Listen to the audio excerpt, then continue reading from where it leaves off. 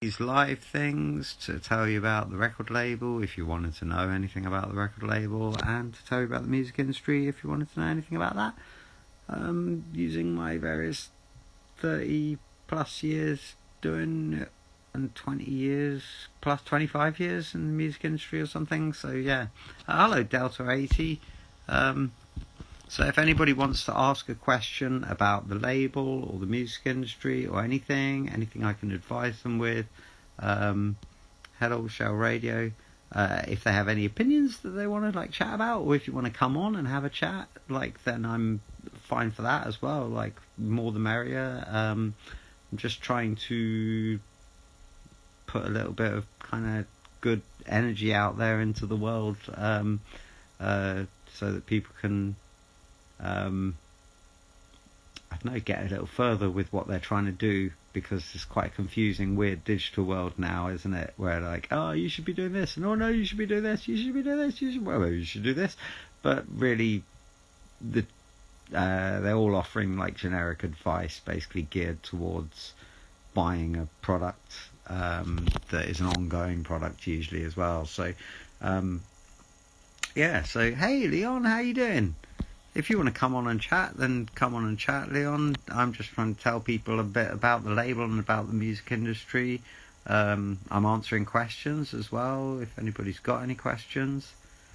Leon's a musician. You should check him out. He's played a few Quickfix shows and festival stages and things.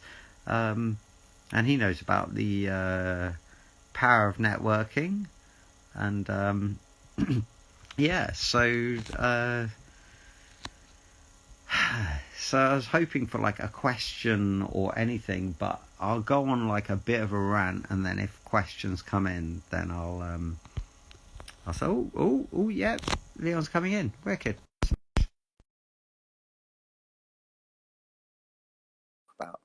Hello, Andy Brown. If anybody has any questions about the label or about the industry, stick them in, and I'll try my best to answer them as best as my brain will allow. Hi Lee, can you hear me? Hey man, where are you? Oh, Can you hear me? it just kicked out my audio. Oh really? My voice is that loud? Ah, he's got big headphones on. You'd think he'd be able to hear us, wouldn't you? Yeah, how are you anyway, by the way? Yeah, I'm very good.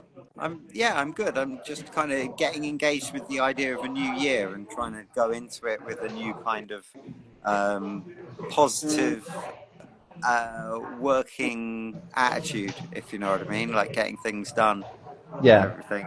If anybody's got any questions about the music industry or about this record label or anything else, I don't know, then chuck them in below and we'll try and answer. Well, I'll try and answer them. And yeah, what did you want to talk about, Leon? You got anything specific to talk Well, about? You're just being sociable.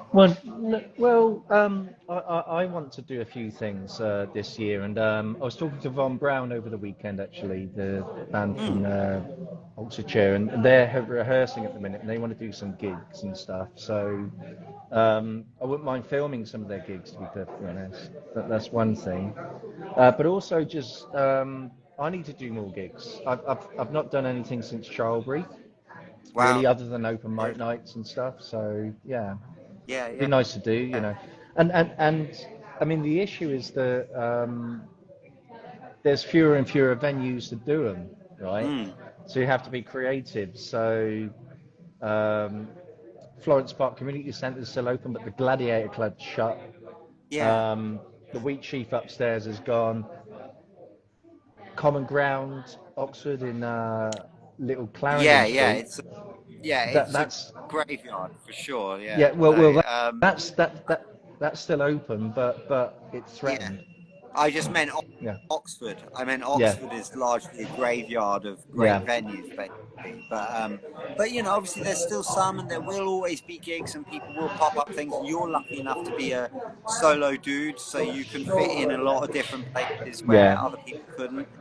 You can also travel easier. So, like, like I would say, being honest, how much do you want to play around Oxford over and over again anyway? Because you're probably going to not get many new people, and maybe bore the old people a bit. Like if you aren't like constantly adding loads of new material to the show or Yeah. whatever, then so being honest, it might be more in your benefit to now like start looking at Banbury and Reading and Swindon, all within like quite nice, easy, striking. I don't know how much you do already. You might already be doing this, No, I but don't. I would like Yeah, I don't, to be honest. try But and do Reading, the whole yeah, Reading I have done before. I think right. that's a good shout. Wicked. Yeah, yeah, yeah. And then obviously Oh, in London, but London is like, Yeah, I mean, I wouldn't. I don't really know whether. Again, like I think I said it yesterday in the just in answer to MIA Shooter's question, what do you guys do? Leon's a musician, solo musician who plays with guitar and loops things, and he makes kind of. Would you say semi indie, semi electronic music? Is yeah, that a yeah. loose enough Well, loose enough description? yeah, I would say a bit Joy Division influence, but a bit of New Order influenced as well, Yeah, and yeah. lots of other stuff. Definitely, if he ever gets a bassist, it'll be Peter Hook. Let's put it that way. So, but, but Yeah, yeah, so yeah, and I run Quickfix recordings. I do consultancy for artists. I mix and master stuff. In my 30 years odd in the music industry, I've done most jobs that are in the music industry for a bit, mainly because I was trying to be an artist at the same time, so I wasn't ever trying to do any of them as a career really. um, and as an artist I've been in it 30 years, and I run a radio show, and I book a stage at a festival in Oxfordshire as well. So yeah, I think I do more stuff than that, but that's the basics. yeah. but but yeah, what I was going to say also is like with your setup, you can pretty much go anywhere and do anything. So you might be better off, not ploughing the same field over and over I again. Do you know what I I mean? think, And oh, yeah, sorry, that's what I was going to say before we got distracted. You said about playing in London, right? So playing in London, wonderful if you're going to get a nice gig that you want to do in London. But I do think, as I've been trying to say to all my artists, and I said it yesterday on the live that I did, it's really important to realize what your exact goals are, like what you really want to achieve for yourself, and what you can realistically achieve, and what you're even aiming for. Like, for example, you're not aiming for, say, for example, when I was saying to someone the other day, most people in our situation aren't looking to stream like Rihanna. They would rather sell, X amount of CDs at a gig or something. Do you know what I mean? Like, so when the goals change, also so do the kind of the pathways to them. So playing in London is just for most of us now. It's like playing anywhere else. It doesn't really matter that it's London. We're not trying to impress loads of A&R men. We're not trying to, get like a hip, trendy crowd to like us or whatever. We're just trying to apply our trade to whoever's going to potentially like it. And in a way, we're yeah, better off going to the lesser visited places, because they're going to be more excited to see someone coming and playing some live music. So yeah, in a way, I'd almost reverse whatever you think is kind of, oh, this is what I've got to do. It's like, nah, you literally don't have to do that anymore at all. Do you know what I mean? Like, I'm 49 in March. I'm not under any illusions as to who is going to be interested in what I do from now on. Do you know what I mean? Like, so it's very important for people to kind of get quite real about. And also, I know exactly how much I want to be leaving my house on a weekly basis. Do you know what I mean? Like, if someone said tomorrow that I could be an A&R man and all I'd have to do is spend all my time traipsing around London venues, I'd say, you're all right, thank you. Or if they said, you can be a commercial artist and I'm going to, put you on tour, I might be well up for that because I love playing. Do you know what I mean? But some people would be like, actually, I wouldn't really like to play more than once a week, and I've got a full-time job that pays more than this music career is actually going to give me. So I have to take that into consideration as well. So I think all our priorities need to change, and maybe the myth of what you do to be a musician kind of be like debunked a bit, because playing in London is the same as playing anywhere else at this point for all our goals. Yes. Who are you gonna get seen by that changes Yeah, anything? yeah. No one. I think that's right. I mean, by the way, I turned 50 over Christmas, so Right. Happy birthday, thank you. dude. Congratulations. What a milestone. But I think you're right. With London, it takes ages to get anywhere, right? But like geographically, that's what I mean. Yeah, Um, yeah, but, literally. but Yeah. but then you have the pockets, and yeah, I mean, you can sort of like think, okay, in Reading, actually, you'll go to Reading, say, and if you have a nice lineup, then actually a lot of people will come and see you. Yeah, exactly. In London, you're going to be in competition with lots of other things, and it will take ages Yeah, for and them. I'm not saying don't play in London. I'm Yeah. not saying like that you don't have to, but also if you're not easily getting gigs there, Mm. I wouldn't really take that as anything apart from loads of people are still obviously trying to get gigs in London. Do you know what I mean? And I, like I, I that's haven't, never been I haven't tried to be honest. right. Yeah, I But mean, yeah, you might be surprised. You might get one as soon as you go for one because you've yeah. played at Riverside Festival and done X amount of whatever else. Mm. Your CV might like be like, oh, this guy probably knows what they're doing, and you might get one. Do you know what I mean? So I wouldn't be. I also think when it comes to getting gigs, it's quite hard nowadays. Like a lot of people are mainly doing favors for their friends, and so you need to be friends with people in other cities then to play in other cities. And Yeah. if you're going to play in your own city, well, again, how much do you want to just go around the same circuit over and over again? If you're not changing up the material constantly and you're not, do you know what I mean? There's only Yeah. so much I think, I you're mean, really going to get out of it yeah, for yourself. I've always thought about like gig swaps have always been a good option whereby you They're a see very good someone option. come down and they play like from Newcastle or something, and then you go back up there and you play. But what one thing I would say is healthy in Oxford at the moment. If you look at Night Shift magazine, there's more gigs listed in there than there's ever been. It's crazy, but in terms of promoters as well, you've got Divine Schism, you've got Crosstown Concerts, you've got Club Cacophony, and others, and there's always Yeah, something going on. There's always something going on. yeah. I mean, I think it's wonderful that people all do loads of stuff. I do actually have an opinion on Oxford music, though, which might be an unpopular one. It's the minute that everything diversified, that's the minute that every gig turned into 20 people at a gig instead of 100 people at a gig. And back when it was all focused in one venue and you had a mixed bill of bands, you would have a packed house to play to all the time. And then the minute that everybody got so genre specific that the doom metal guys couldn't hang out with the stoner metal guys even, or whatever, do you know what I mean? Like we're breaking up genres so much and everybody's doing their own little thing. Unless you really have a unique way of presenting a gig or a very specific audience that you're cultivating, which Gappy Tooth, for example, is a great example of that. Phil and Sue Club Cacophony is a great example of that. But I don't believe purely in everybody starting up a million things. I actually think it would be way more healthy if everybody focused all their efforts into one concerted place where everybody could hang out. If you look at my stage at the festival, a lot of people have been coming to me and saying, um, "This is the hub.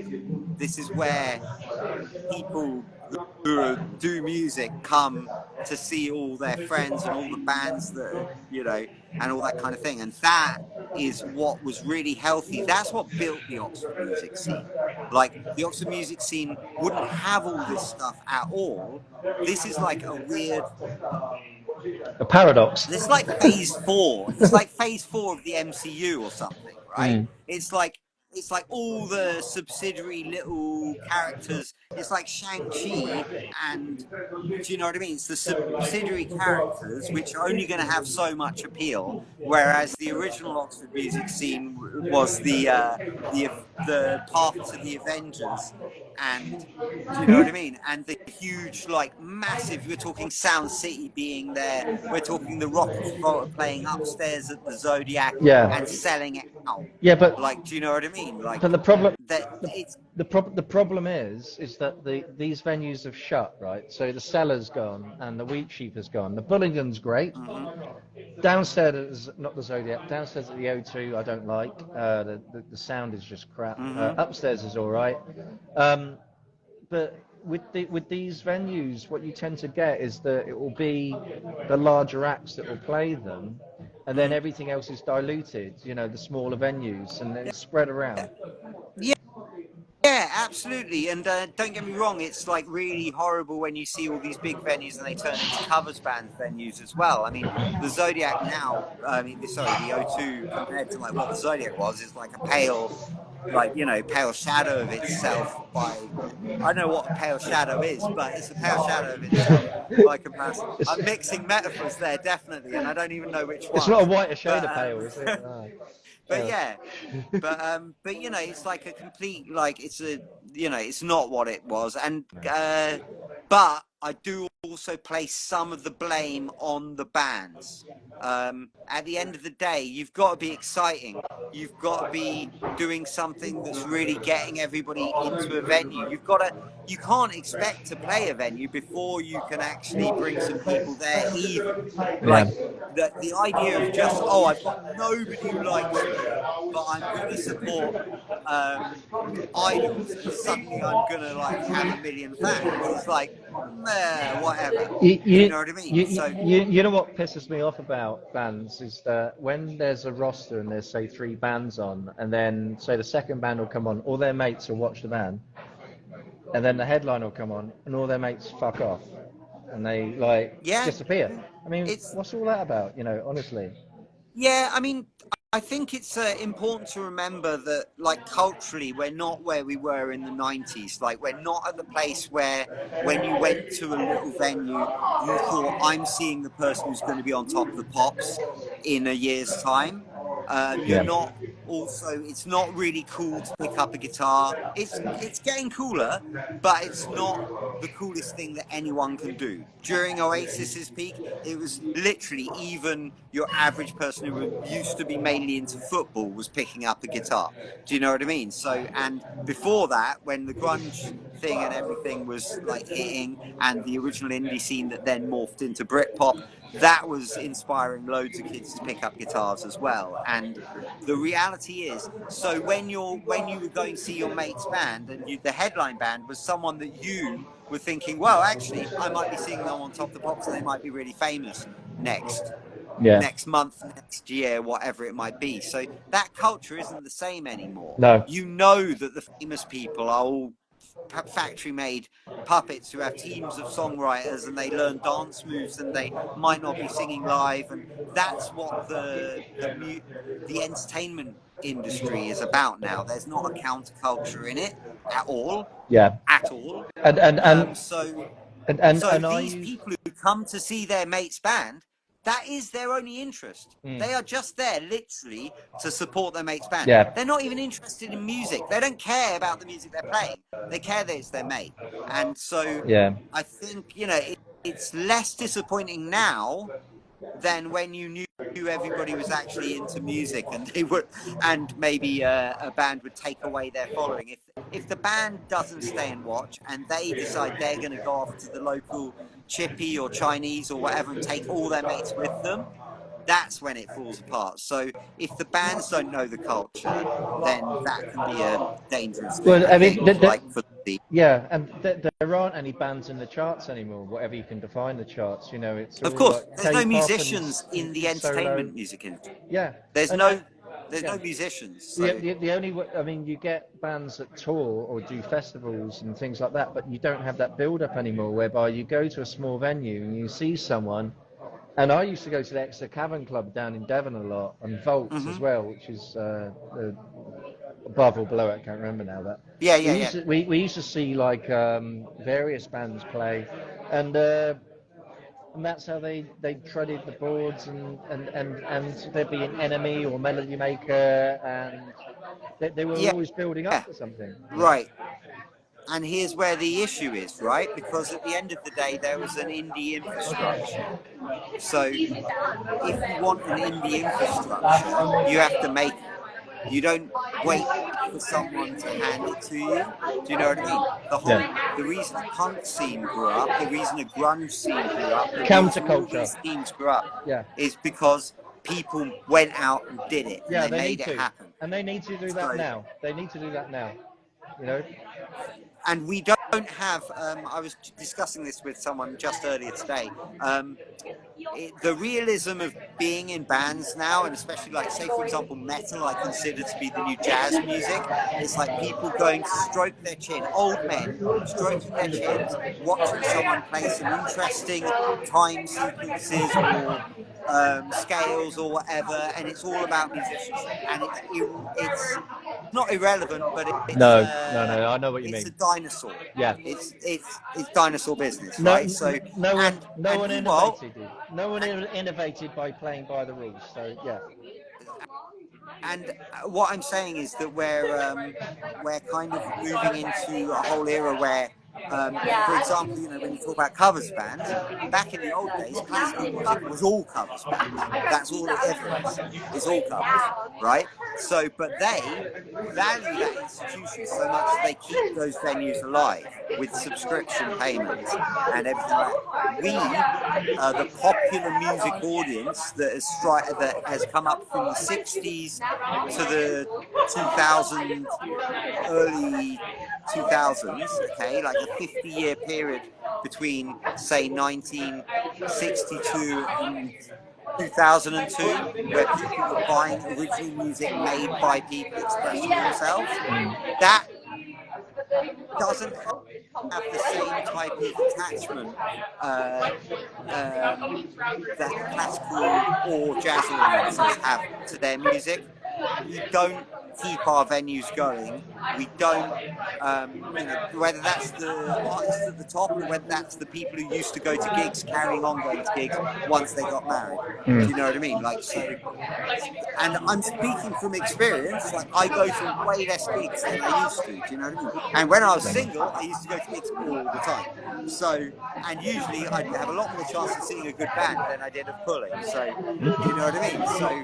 So actually it became like more of an addiction. Do you know what I mean? But we aren't in the same situation, and we don't have, so the young audience who want to go out to these things, they're not buying music. Hello, Danielle. Nice to see you again. Always lovely to see you pop in. Thank you. And same Connor. Thanks, Connor Brown. Check out Danielle's music and check out Connor's band, Cymbal Shards. Yeah, a brand new metal band from Oxford.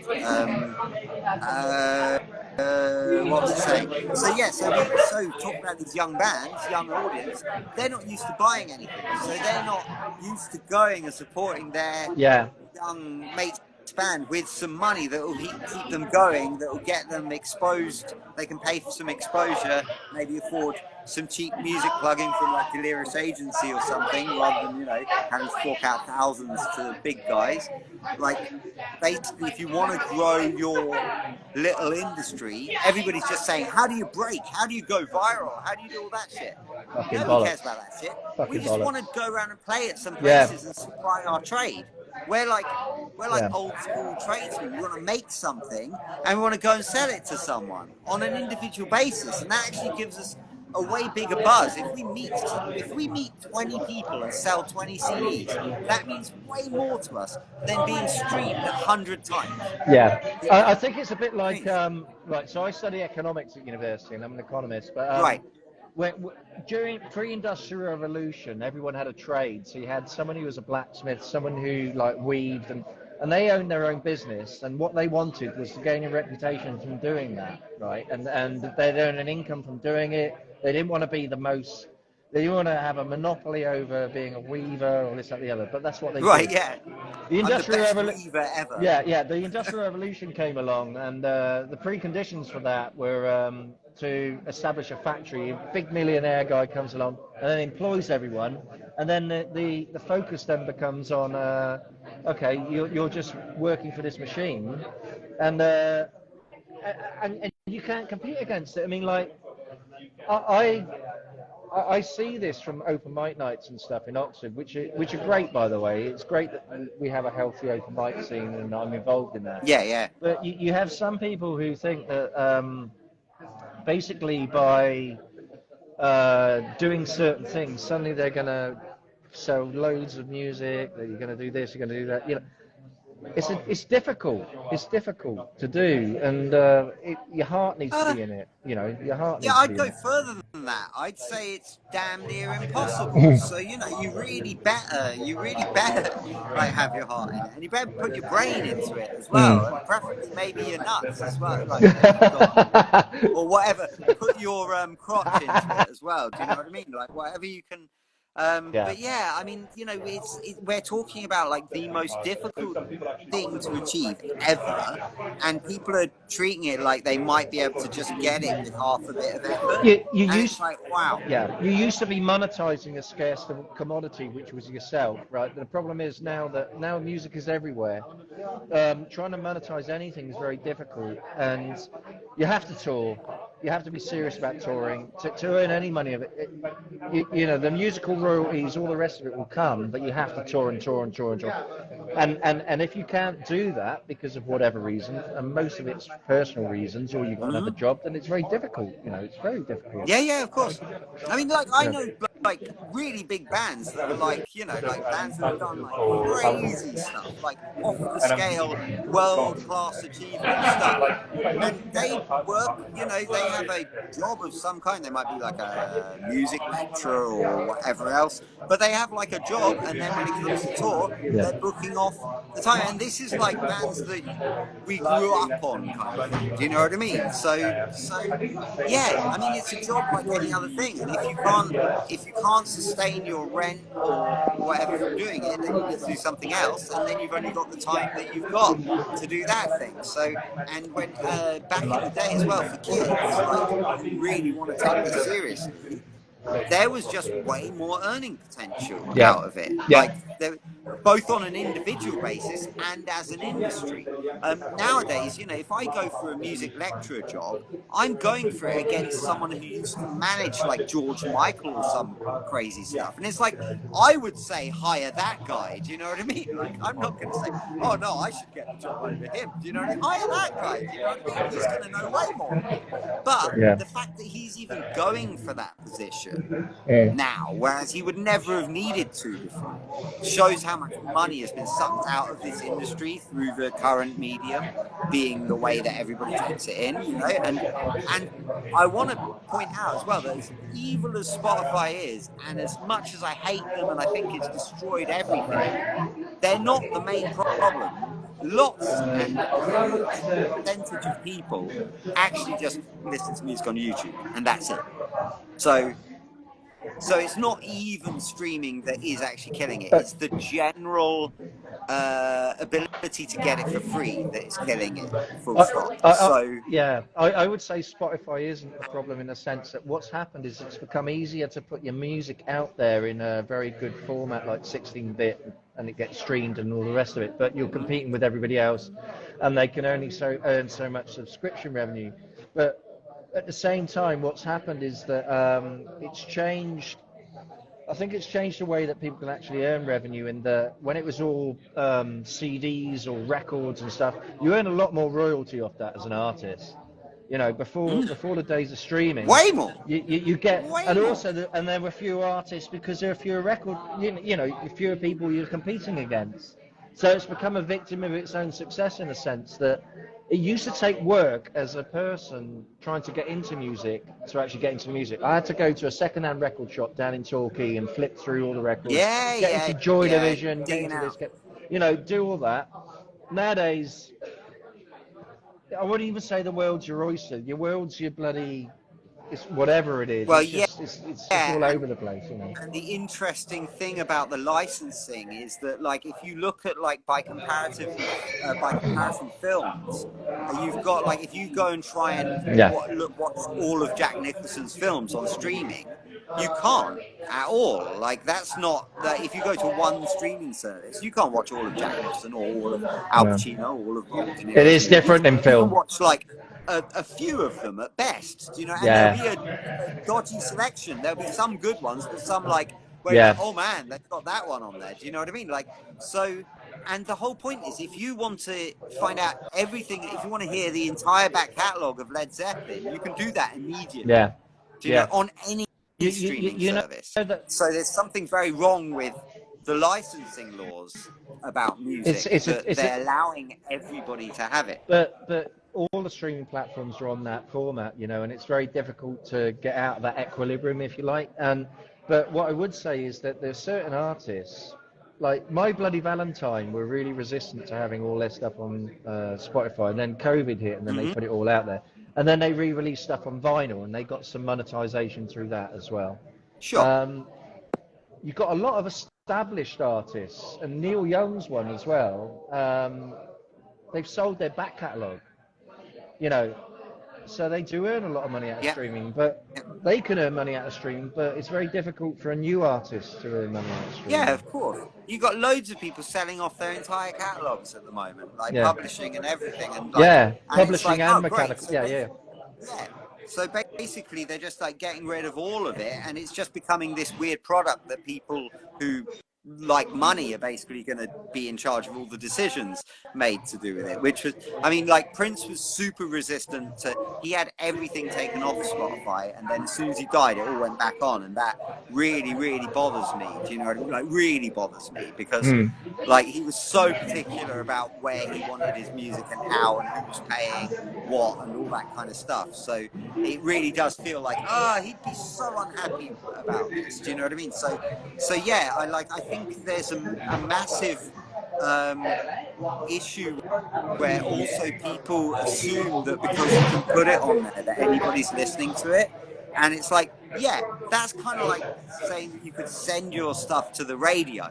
It doesn't mean it's getting played on the radio. You know what I mean? It's like, it's uploaded there, but if no one's accessing it because you haven't got X amount of things firing off in the different areas, like, because there are different areas, you know what I mean? To music, there's press, there's radio, there's live, there's social media. Do you know what I mean? There's all these different areas, which is what I'm trying to, because I'm writing up everything I do in my consultancy. I'm trying to write it up as a course book at the moment, and I'm trying to like really define it for everybody. And it's like learning a load of side industries. So unless you're going to put in that kind of time and effort, then you might as well just realize what's important to you and only pour your time and effort into that. So I'll give you an example. So with performance royalties, so as you say, you've got mechanical, you've got performance, live performance royalties. I think if I play at an open mic night, my song Engage, I can earn 10 quid, right? How many streams would I have to get to, like, you know? I know, right? I know. And again, Bandcamp, you know, like, you can sell one download on Bandcamp and earn the same as 4,000 streams. Do you know what I mean? Because it's quasi-physical, isn't it? Because it's a download as opposed to just a stream. At least and it's a different business model. You know what I mean? At least it's something, and it's way better quality, man. Like, you know, listen to your music on a WAV compared to streaming it on Spotify.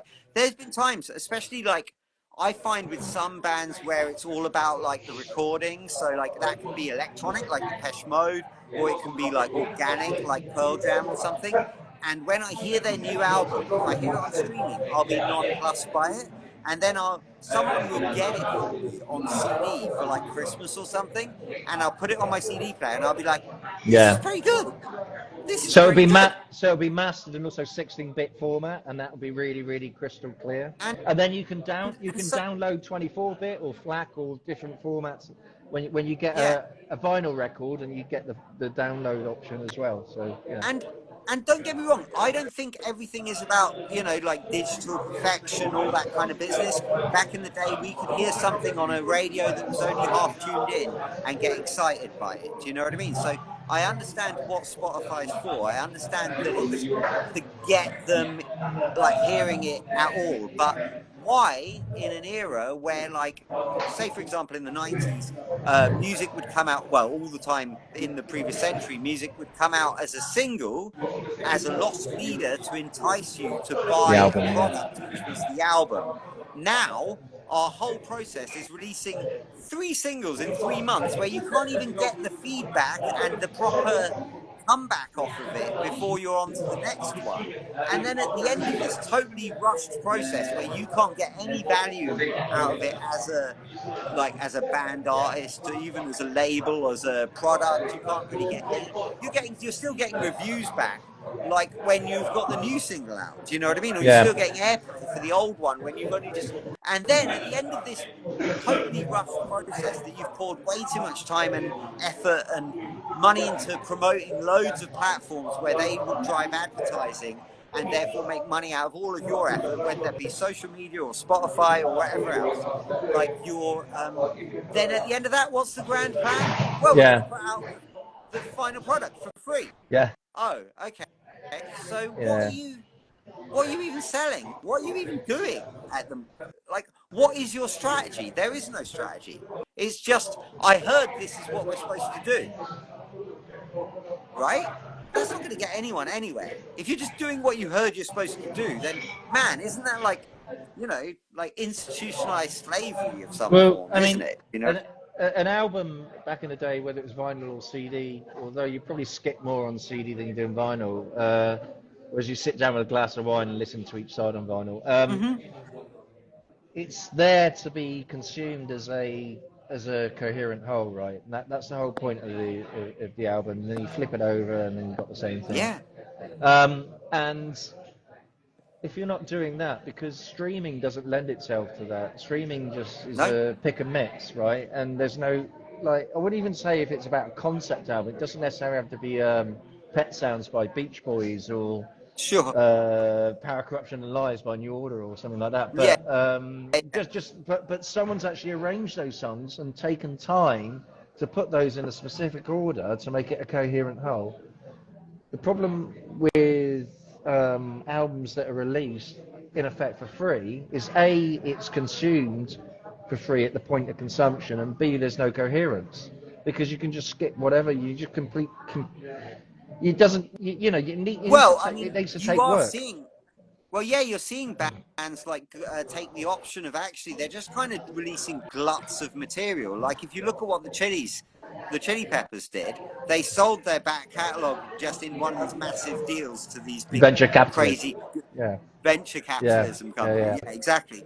And then they put out like 2 double albums worth of material, which was basically everything they recorded, like everything they did in their sessions. They basically went, let's just get everything out, and then we'll just put it all out, and people are just going to press play, and they're going to leave it running whilst they're at work, or whilst they're cooking, or whilst they're whatever. And they're just going to leave it running. And the way that we'll actually, and these companies who own now own the publishing and the mechanicals on it all are like, oh great, yeah, just loads of content, just a glut of content is all we need. Just keep it rolling. Like it's the 13 episodes of the Netflix Marvel series when they could have been 10 and probably been a bit more concise. Do you know what I mean? Like it's the thing of like, well, as long as we just keep them streaming, keep them on the platform, rolling over the content, that's what they're driving at, because they don't really care if one song is amazing and gets like billions and billions of extra streams.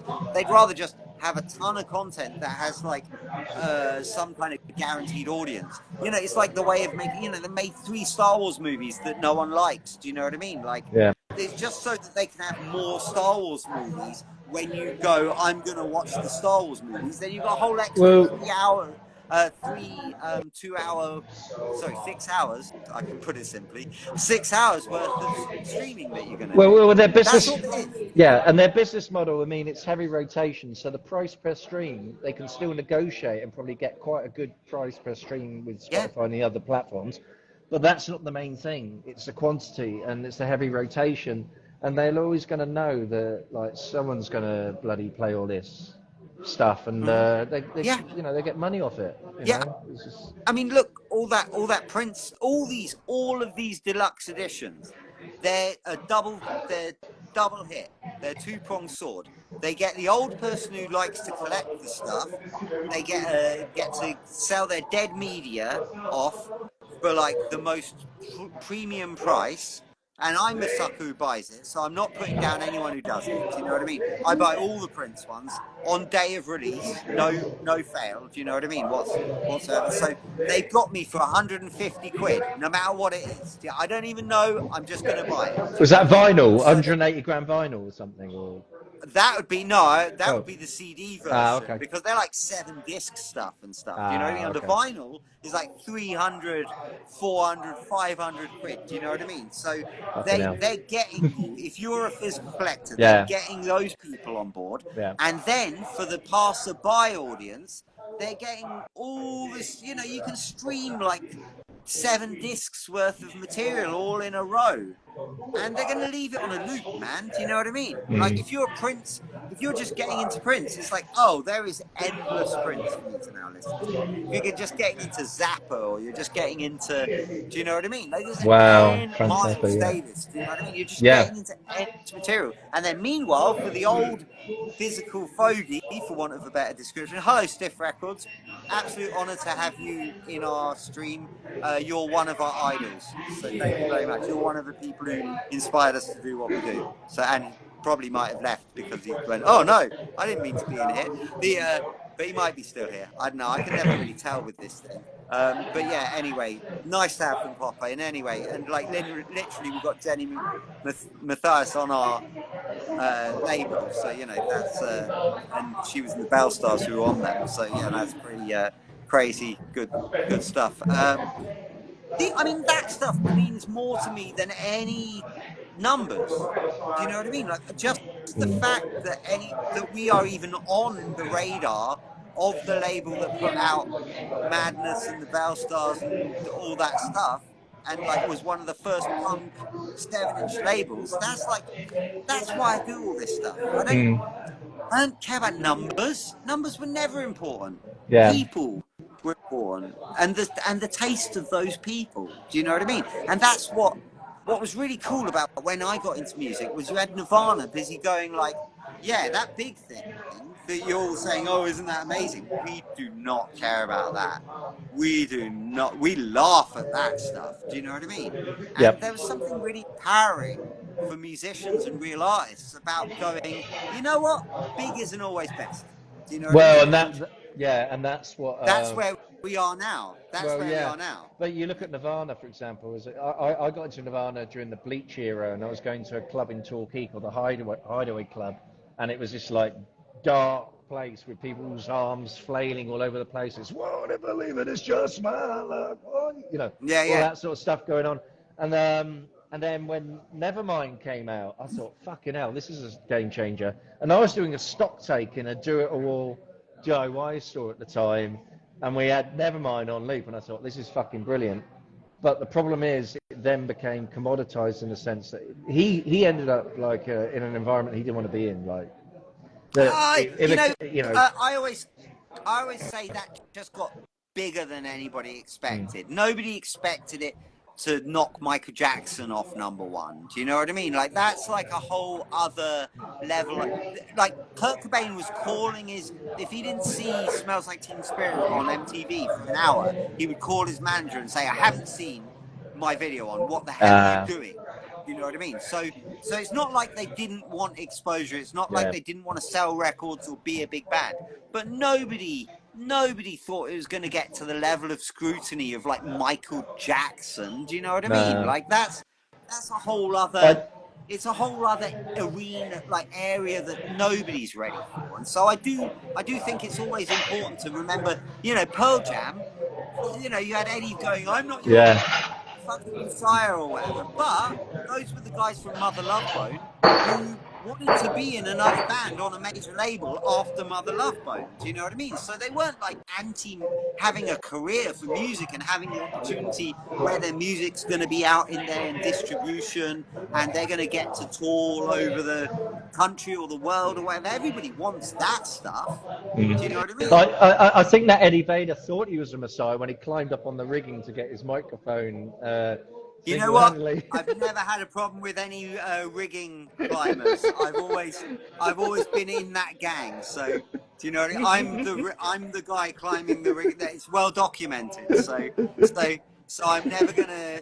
And and I always think a good front man has to have just a tiny bit of a Jesus complex Yeah. anyway. Do you know what I mean? So, like, that's Really? it's part of the course, isn't it? Do you know what I mean? Like, that's the guy who has to soak No. up I everybody do. and lead everybody at the same Yeah. time. So, Yeah. there's bound to be some mental illness in there, but they're still better than your average CEO. Do you know what I mean? But So, I remember. most guys are sociopaths. Do you know I, what I mean? So, yeah. Exactly. Yes. But I do remember your set from Riverside 2 years ago, which I played a part in filming as well with when you did Syllabus, and that was absolutely fucking fantastic. And like when you came on stage, and like everyone was like, so "Wow, lucky that what was going on?" I consider the rock gods to be on my side and to like Smilex, basically. Like, I had a sciatica before that gig. I Yeah. couldn't move. The weekend before that gig, I could not move at Yeah. all without it being extreme agony. It meant I couldn't practice with the band after 10 years of not playing together.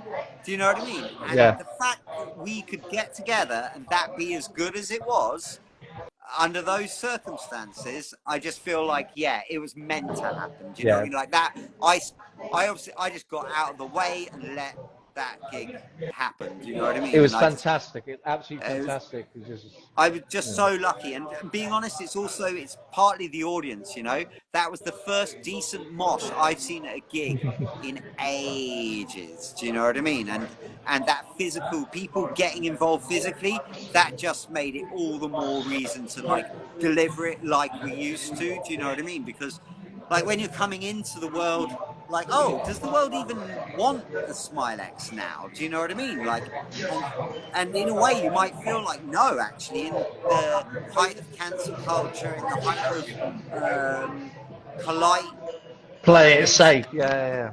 like, Yeah. we might be the thing that people go, oh my god, I did not need that. You can leave that back in the early noughties. Do you know what I mean? So it was really nice that people actually were just responsive to it and went, yeah, I'm up for this. So it was like, okay, great, okay, we can do our gig. Do you know what I mean? And it was so thankful for that, because under those circumstances, I didn't have anything else I could do.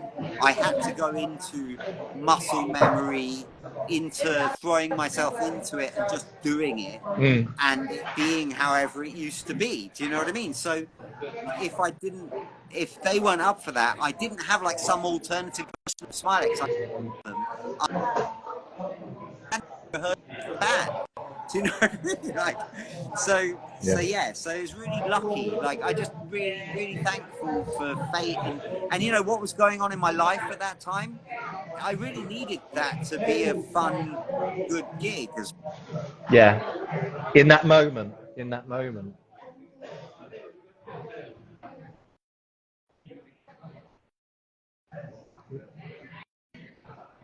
one little session of one day of getting together and thrashing through it. They could be that good that I could just sit on top of it. Do you know what I mean? Like, it's all there.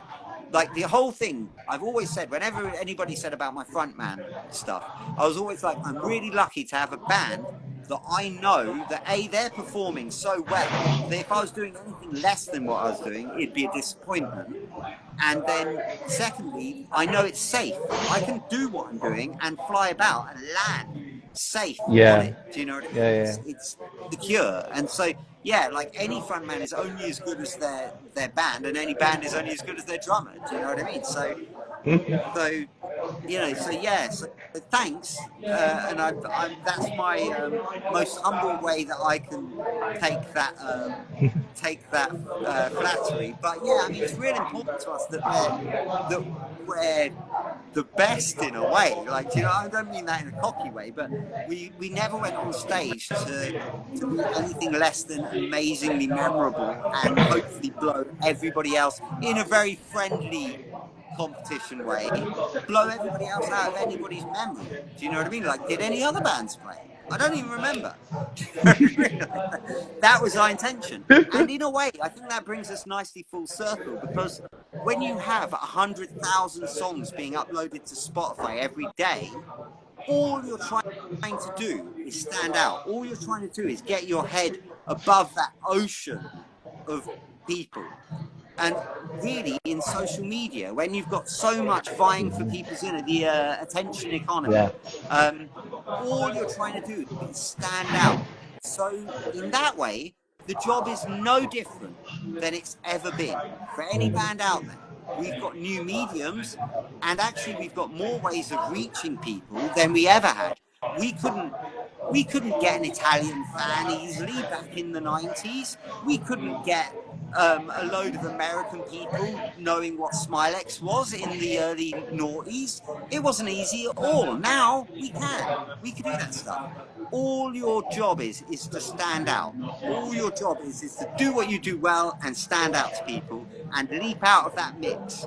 Do you know what I mean? Leap. And I used to do it physically in the gig format because people just didn't do that enough. And when I came to gigging, it was post two really important bands, At the Drive-In and Queen Adrena, both of whom brought it to me on such a visceral, physical level, so close contact, that it was like, if you're going to go out and do this at all, you need to raise your game. You need to raise that bar. Is that X Daisy Chainsaw? Yes, yeah. Jane Garside, the greatest front woman that ever fucking did it. brilliant. Yeah, I remember along seeing with Skin, Skunk Nancy. Yeah, Skin, Skunk Nancy, and Kate Jane Garside are the greatest front women that ever walked this planet. Like, so compelling, so unique and individual, so brilliant.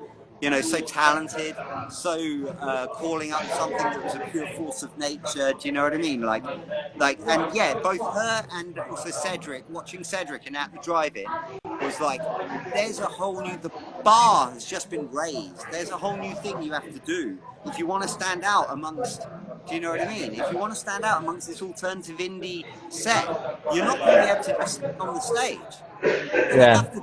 You're going to have to be on top of your audience member. You're going to have to be in their crotch. You're going to have to smash something over your head and bleed real blood. Did you see At the Drive-In's performance from Jules Holland when they did of course. Honestly, iconic. Brilliant. Iconic. Yeah. And then Robbie Williams is like, he might as well have just said, "I'm a twat, nobody wants to see me." He was like, he might as well what say, am I doing here? I am irrelevant. Yeah. I am irrelevant. Please just piss on me and chuck me in the bin right now. Do you know what I mean? And then next, who's on next? Do you know what I mean? And being honest, that is what good music does. Good music makes everything else you've ever seen feel irrelevant. When Nirvana broke, it made everything seem irrelevant. When you heard At the Drive-In, it made everything seem irrelevant. Good music does that. It just sets a new bar. And I don't think anybody really actually is competitive enough to really try and do that. That's why I love seeing Cockroaches. Because they're like taking on the challenge of being a great band. Do you know what I mean? Like they have that about them. They might have there's like taste differences between what I like and what they like and stuff like that. But you can respect and recognize immediately the type of band that know what the assignment is. Do you know what I mean? And they will go on to form other bands as they get through their university careers and stuff like that. But I remember seeing Cockroaches some time ago before COVID when they were at school and stuff like that, and they've stuck together. They were really impressive. I actually got some film of them at Childbury. I mean, it's funny what you say about like they'll form other bands when they go to uni and stuff. Wouldn't it be lovely, actually, if they were U2 or the Beatles, or, do you know what I mean? Like a band, actually, no, we were friends, we were school friends, and then we were in this band, and it got big, and we continued with that. Like, wouldn't it be just the most, wouldn't it renew everything that you originally thought music was originally about? Wouldn't it renew that in your heart if that was actually what happened? See, I think the last band to do that were like the Arctic Monkeys. Right, yeah, exactly, yeah. 2000 and Are we talking Five. five? I want to Yeah, say, like, yeah, yeah, yeah, you yeah. know, Something like and they that. Yeah. tried to make out like that was a MySpace Yeah. freak incident. And Yeah. they had a fantastic Following. manager. They Yeah. had a Yeah. fantastic established Yeah. manager. Yeah. Do you know what I mean? The other person they tried to blag us was that got big through MySpace was Keith Allen's daughter, who used to do work experience at Savage and Best. Do you know what I mean? Pull the other Yeah, one, yeah. guys. Do you know what I mean? Lily Allen. Yeah. Yeah.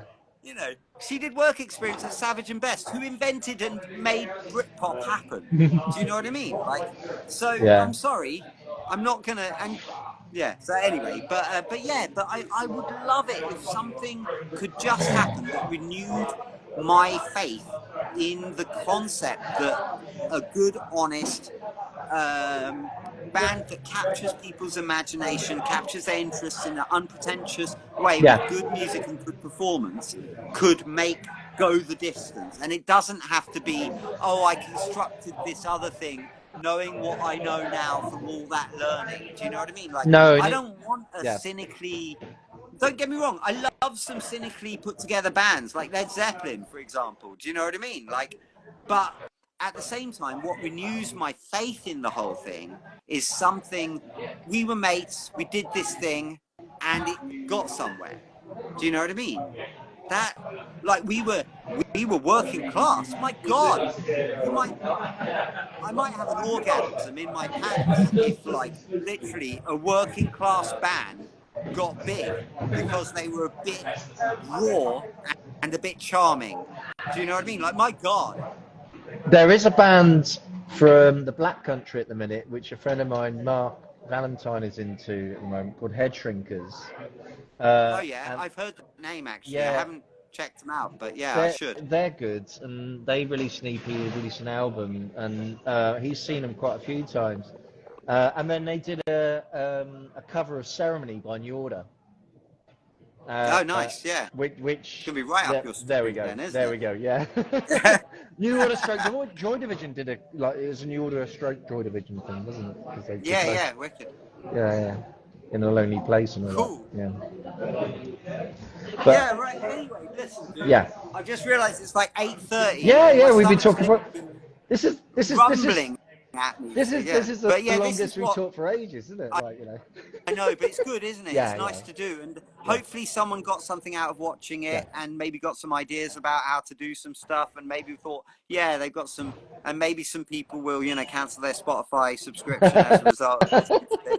Is it nice to think so? The money's only going towards weapons anyway. You might as well.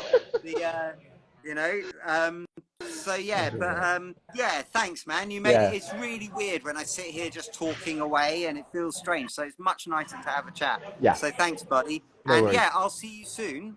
Yeah. No doubt. Are you going to Deadly's gig, Cockroaches and John Otway? Deadly's 50th Where birthday. is that? I think it's February 9th at the Bully. Oh, I'll go to that. So Yeah, I will do. I'll Then. be Yeah, I'll yeah. be there. I'm coming up for that for Okay. sure. So I'll 100% see you for a drink then. I'll probably If try and not, film it as well on one of my many wicked. things.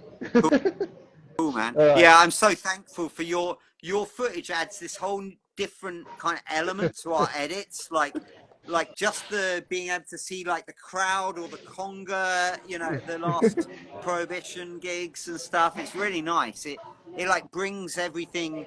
It just brings this other thing, and I look super cool. Like the I do this jump and kick off of the stage at the Cali Road Carnival, and the face on camera doesn't quite catch it, and your one catches it, but also from this like high angle, so it just makes me look like the same rock star I was, like, 15 years ago. So I'm happy. Do you know what I mean? So yeah, thanks, buddy. No worries. Yeah, All right. cool, man. Take care of yourself.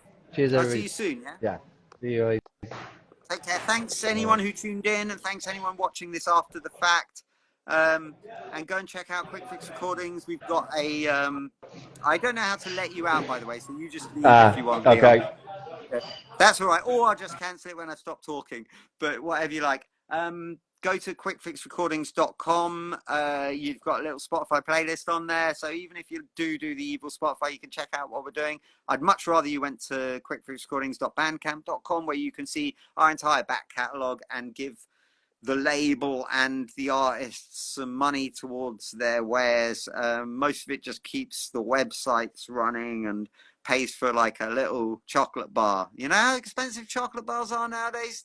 And yes, so thank you. My radio show, The Fix, is on Totally Wired Radio. Hello, dude. Good to see you. We were talking about Riverside just recently. So big rock thing to you. This isn't an Illuminati thing, by the way. This is me just saying you rock. Yeah. So my show is on The Fix, which is 10 till 1. 10 till 12 is my picks from the alternative and indie world of now and yesteryear. So some super bangers that you'll be like, I haven't heard this in ages. Plus some really great new bands that you'll be like, oh, who's this? I must check this out. That is on totallywiredradio.com, 10 till 12. And then after that, you're going to get an hour-long guest mix, which I have specially got in from Ramrock Records, which is a great label that you should check out, with loads of like soul-y, jazzy, dubby, rappy stuff on it. And it's all great stuff, so you should check it out. And that's going to be this Friday, so please, that's English times, I told you. It's 5 p.m. start in EST, 2 p.m. start PST, obviously 1 hour later, so 11 p.m. if you're in Europe, but you like to party hard, so you'll stay up later anyway. Australia, I don't know what to tell you, man. Just tune in, see if it's on. It's going to be in the morning sometime. So, you know, before you chuck anything on the Barbie. Anyway, Wicked, thank you very much for tuning in, and check out some of our bands. Scroll down the page if this is the first video you're seeing of us, and check out some of our bands. In our little bio, you've got all our bands. You can go and follow them. Yeah, check out some good new music. Don't let everybody force feed you a load of rubbish all your life. Take care.